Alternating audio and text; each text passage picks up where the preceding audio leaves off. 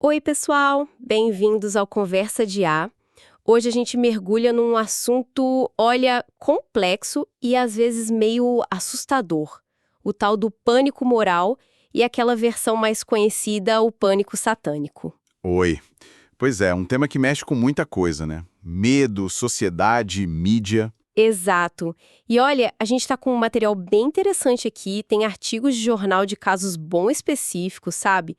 Análise em vídeo explicando o conceito, uns relatos de investigação e até a visão de um ex-agente do FBI que lidou com isso de perto. Material bem rico mesmo para a gente entender a fundo. A ideia hoje é tentar desvendar como esses pânicos surgem, sabe? Como é que eles se espalham feito fogo e qual o impacto real que deixam nas pessoas, nas comunidades. A gente vai ver uns exemplos lá dos Estados Unidos, claro, mas também aqui do Brasil. Sim, porque não é um fenômeno só de lá, né? A gente vê ecos por aqui também. Com certeza. Ok, então vamos lá. Para começar, o que exatamente é esse pânico moral? Uma das fontes que a gente viu menciona o sociólogo Stanley Cohen. A ideia dele, assim, é que às vezes a sociedade escolhe um grupo ou um comportamento e reage de um jeito, tipo, totalmente desproporcional. Vira uma ameaça enorme. Exato. E o Cohen aponta uma coisa fundamental, né? Que esses pânicos, na verdade, dizem mais sobre as ansiedades e os medos da própria sociedade do que sobre o grupo que está sendo atacado. Funciona quase como um espelho. Um espelho distorcido, talvez. Perfeito. E aí entra a mídia, entram certas figuras públicas, os tais empreendedores morais, que jogam lenha nessa fogueira, né? Eles ajudam a criar os demônios folclóricos da vez, como o Cohen chamava. Faz total sentido. E aí o pânico satânico seria, então, um tipo específico disso, que mexe com os medos bem antigos sobre o diabo, o mal. Isso. Ele pega carona nesses medos profundos, sabe? Tipo, a ideia do mal oculto agindo entre nós. Embora tenha raízes históricas, tipo na caça às bruxas, ele ressurgiu com uma força, assim, impressionante nos anos 70 e 80, principalmente lá nos Estados Unidos. E por que nessa época especificamente? O contexto ajudou muito. Era uma época de muita ansiedade social, né? Tinha Guerra Fria, o medo do comunismo ainda pairando desde o macartismo, muitas mudanças nos valores tradicionais na família e, junto com isso, a ascensão da direita religiosa ganhando força política. Esse caldo todo criou um terreno, digamos, muito fértil para essa histeria florescer. Entendi. E é impressionante pensar que um dos primeiros alvos famosos disso tudo foi um jogo de tabuleiro, Dungeons and Dragons. Pois é. Assim que o D&D surgiu ali nos anos 70, virou alvo. As fontes que a gente analisou trazem uns casos bem marcantes disso. Tem o caso do James Dallas Egbert III, né? Aquele jovem que desapareceu. Sim, esse é clássico, de 1979. Ele era um estudante, desapareceu, e a primeira história que colou, muito impulsionada pelo investigador particular na época, o William Deere, foi que ele tinha se perdido jogando D&D nos túneis da universidade. Mas não foi isso, né? Não. Depois se soube, e o próprio Deere admitiu mais tarde que o problema real envolvia saúde mental, pressão acadêmica, talvez drogas. Não tinha nada a ver com o jogo em si. Só que a narrativa do D&D perigoso já tinha pegado. Virou até filme, aquele Mazes and Monsters, com o Tom Hanks bem novinho. Nossa, lembro desse filme. E teve também a história da Pat Pullen, né? Aquela mãe que criou o BADD. Isso, a Pat Pullen. Depois que o filho dela, o Bink, cometeu suicídio em 82, ela começou uma verdadeira cruzada contra o D&D. Fundou essa organização, BADE, Bothered About Dungeons and Dragons, e saiu processando a escola, a fabricante do jogo, a TSR. E as acusações eram meio estranhas, né? Completamente. Era uma mistura bizarra. As fontes listam envolvimento com demônios, indução ao assassinato, voodoo, suicídio e até a homossexualidade entrou no meio como algo ligado ao jogo. Um balaio de gato, assim, sem pé nem cabeça. Mas tinha alguma prova concreta para ligar o D&D a isso tudo? Então, esse é o ponto crucial que todas as fontes mais sérias destacam. Não tinha absolutamente nenhuma evidência concreta. Zero. Pelo contrário, né, estudos que vieram depois, como um relatório importante do Michael Stackpole que a gente viu, não só desmontaram as alegações da Pullen, mostrando os erros e a falta de base dela, como algumas pesquisas chegaram a indicar que jogadores de RPG tinham taxas menores de suicídio. Menores, olha só. Sim. O Stackpole foi bem direto. Ele chamou o trabalho da Pullen de desinformação perigosa, basicamente. E aí a gente vê bem o papel da mídia e desses empreendedores morais, né? Aquelas figuras que ganham destaque liderando essa suposta luta contra o mal. Com certeza. A gente viu exemplos claros disso, como o programa 60 Minutes, dando espaço para essas preocupações sobre D&D e suicídio. E não dá para esquecer aquele especial super sensacionalista do Geraldo Rivera, em 88, Devil Worship, Exposing Satan's Underground. Aquilo ali jogou gasolina na fogueira, misturando tudo de forma alarmista. E os quadrinhos, aqueles tic tracts. Nossa, sim. Os tic tracts, tipo aquele Dark Dungeons, eram distribuídos aos milhões e pintavam o D&D não como um jogo de imaginação, mas como um portal real para o ocultismo, sabe? Diziam que os feitiços funcionavam de verdade, que levava direto para o satanismo e para o suicídio. Isso moldou a percepção de muita gente. Que loucura! E essa paranoia não ficou só nos jogos, né? Foi se espalhando. Se espalhou rápido, feito rastilho de pólvora. A música foi outro alvo óbvio. Rock, heavy metal, bandas como Kiss. Lembra daquela lenda que o nome era a sigla para Kids in Satan's Service? Lembro. Cavaleiros a serviço de Satã. Isso. Ozzy Osbourne, Iron Maiden, AC/DC, que diziam que significava Antichrist Devil's Child. E claro, a polêmica do backward masking. Ah, as mensagens subliminares ao contrário, eu lembro disso. Todo mundo lembra, né? A crença de que tinha mensagem satânica escondida se você tocasse o disco ao contrário. Led Zeppelin, Queen, Ello, a lista era enorme. Era uma casta às bruxas musical. E o mais bizarro é que chegou até em desenho animado e brinquedo infantil, né? Chegou. Essa lógica de achar o mal em tudo que era diferente ou novo foi ficando absurda. O He-Man virou suspeito por ser mestre do universo, tipo, usurpando o lugar de Deus.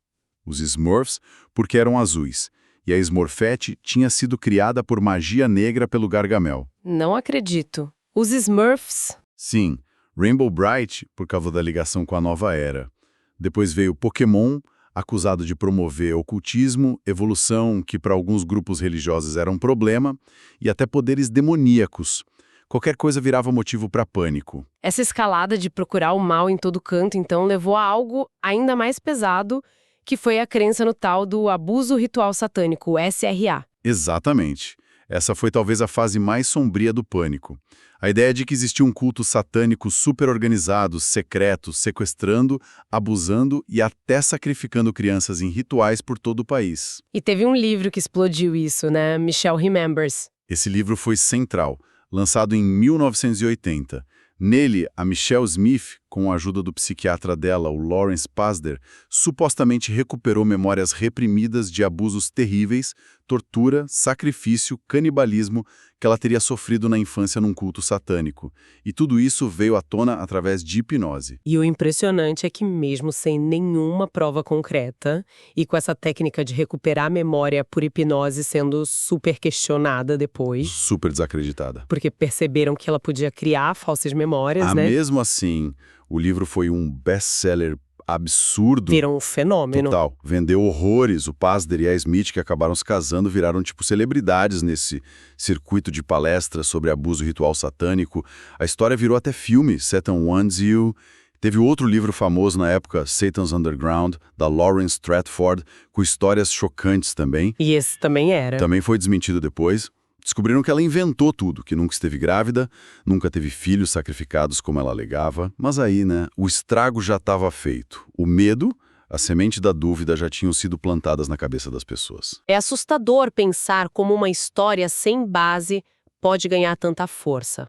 E as autoridades? A polícia, o FBI, como eles lidaram com essa avalanche de denúncias de SRA? A gente tem a visão do Ken Lanning, da Unidade de Ciência Comportamental do FBI nas fontes. Ah, a perspectiva do Lanning é muito, muito importante para entender isso. Ele conta que começou a investigar esses casos lá nos anos 80. Ele era uma referência, as polícias locais procuravam ele. E ele admite que no começo, ele e muitos outros especialistas queriam acreditar. O pensamento era, Pô, por que uma criança inventaria uma história tão horrível, tão detalhada? De onde viriam essas semelhanças entre relatos de lugares diferentes? Faz sentido querer acreditar na vítima, né? Mas ele mudou de ideia.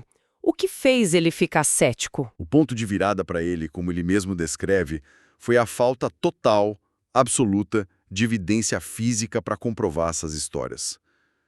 As alegações eram muito extremas, né? Cultos gigantescos e secretos, milhares de sacrifícios humanos por ano, canibalismo, vídeos snuff, até crematórios portáteis para sumir com os corpos. Crematórios portáteis. Nossa! Pois é, mas cadê a prova? Cadê os corpos, as armas, os locais dos rituais? Cadê a evidência material? Nunca aparecia. Nada. E ele fala do tal viés de confirmação, né? A tendência da gente acreditar no que confirma o que a gente já pensa ou teme. Exatamente. O Lanning concluiu que muitas investigações estavam sendo, digamos, contaminadas. Terapeutas, investigadores, às vezes com boa intenção, acabavam fazendo perguntas muito sugestivas para crianças que já estavam vulneráveis. E as crianças, sem querer, podiam acabar incorporando elementos das histórias que ouviam ou que achavam que os adultos queriam ouvir. Então, a semelhança nas histórias não era a prova de uma conspiração. Para ele, não. Vinha mais dessa contaminação cruzada, dessa cultura do pânico que se espalhou alimentada pelos livros, pela mídia, do que de uma conspiração satânica real e organizada. Mas ele não estava dizendo que nenhum abuso aconteceu, certo? Não, de forma alguma. E isso é crucial. O Lanning acreditava firmemente que muitas das crianças que faziam essas alegações de SRA provavelmente tinham sofrido algum tipo de abuso real. O problema era encaixar esse abuso na narrativa específica de uma conspiração satânica ritualística organizada, para a qual não existia prova concreta. Essa narrativa do SRA, no fim, acabou até atrapalhando a busca pela verdade sobre o que realmente tinha acontecido em muitos casos. E essa histeria toda acabou indo parar nos tribunais, né, com consequências bem reais e devastadoras. O caso da pré-escola McMartin, na Califórnia, esse é talvez o mais famoso. É o exemplo mais infame, sem dúvida. Começou em 83 com uma denúncia de uma mãe e escalou para acusações assim surreais contra os donos e os funcionários da creche. Falavam de túneis secretos debaixo da escola para levar as crianças para rituais, de bruxas voando, abuso sexual em massa de centenas de crianças. Coisa de filme de terror. E as entrevistas com as crianças? Foram um ponto central e o mais problemático. Elas foram feitas por terapeutas específicos que usaram técnicas depois consideradas pela própria justiça como altamente sugestionadoras, manipuladoras mesmo. E qual foi o resultado disso tudo? Um julgamento que se arrastou por anos. Foi o mais longo e mais caro da história dos Estados Unidos até aquela época. Custou milhões de dólares. E no final, 0 condenações. Nenhuma prova crível apareceu. Mas a vida dos acusados foi completamente destruída. Que tragédia.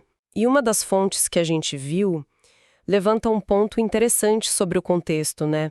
A ansiedade da época com mais mulheres trabalhando fora, a dependência maior de creches. Exato. Alguns viam isso como uma ameaça à família tradicional. A creche virou um alvo fácil para esses medos.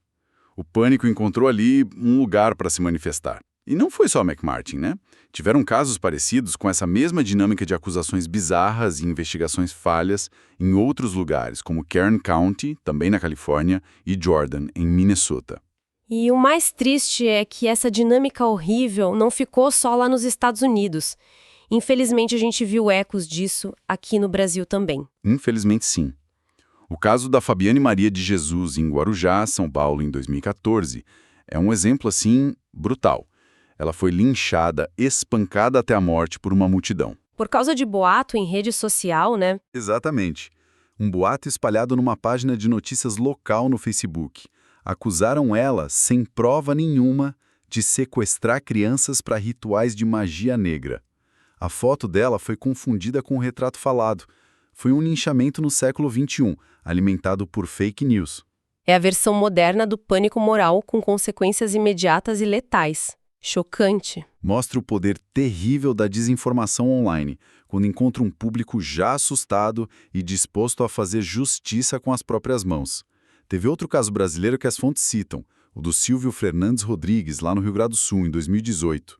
Ele foi preso e a polícia inicialmente apontou ele como bruxo, líder de um templo satânico que seria responsável pelo assassinato ritual de 2 crianças. Mas essa acusação se provou? Não, o Silvio sempre negou tudo. Ele se dizia mestre de magia, não satanista, e alegava ser vítima de perseguição religiosa. Ele e outros foram presos, mas foram soltos meses depois. Descobriram que as testemunhas principais da acusação tinham mentido. Mentido. Sim, e para piorar, o delegado original do caso chegou a dizer que teve uma revelação divina para ligar os suspeitos ao crime. Obviamente, isso minou toda a credibilidade da investigação. O Silvio contou o terror que a família passou, quase foram linchados também. E o caso dos assassinatos voltou para estaca zero. Bah, que situação! As fontes mencionam rapidinho outros casos no Brasil também, né? O da escola base. Sim, a escola base em São Paulo nos anos 90. Muito parecido com o McMartin. Acusações falsas de abuso infantil que destruíram a vida dos donos da escola. Teve um caso em Ouro Preto, Minas Gerais, que envolveu jogadores de RPG em um assassinato, mas o júri descartou a ligação com rituais.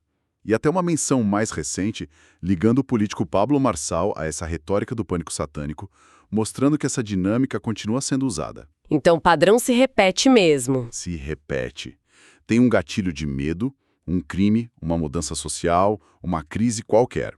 Aí vem a desinformação, que hoje corre solta na internet, escolhem um bode expiatório, um grupo visto como diferente ou ameaçador, e as consequências são trágicas para quem é pego no meio disso tudo. Certo.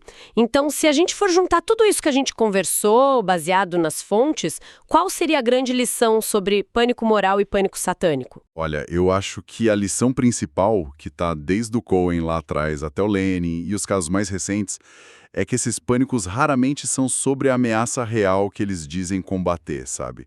Eles são muito mais um sintoma, um reflexo das ansiedades profundas de uma sociedade, de lutas por controle, do medo do desconhecido, do medo do outro. E a desinformação é o combustível. Exatamente. A desinformação, principalmente quando ela é amplificada por quem tem poder ou influência, a mídia, figuras públicas, os tais empreendedores morais, é o que transforma essa ansiedade geral numa histeria direcionada contra um alvo específico. E tem o viés de confirmação, que o Lenin falou, né? A gente tende a acreditar naquilo que já confirma nossos medos, mesmo sem prova. É mais fácil aceitar o monstro que todo mundo está apontando do que questionar a narrativa. É a necessidade de ter um culpado claro. Os demônios folclóricos, como o Kuhn chamou, servem para isso. Eles dão uma cara para os medos de uma época. Então, o que isso tudo significa para a gente hoje em dia? Fica muito clara a necessidade de sermos, assim, super críticos com as informações que a gente recebe e compartilha, né? Fundamental. Duvidar dessas narrativas fáceis, principalmente as que pintam um grupo inteiro como vilão.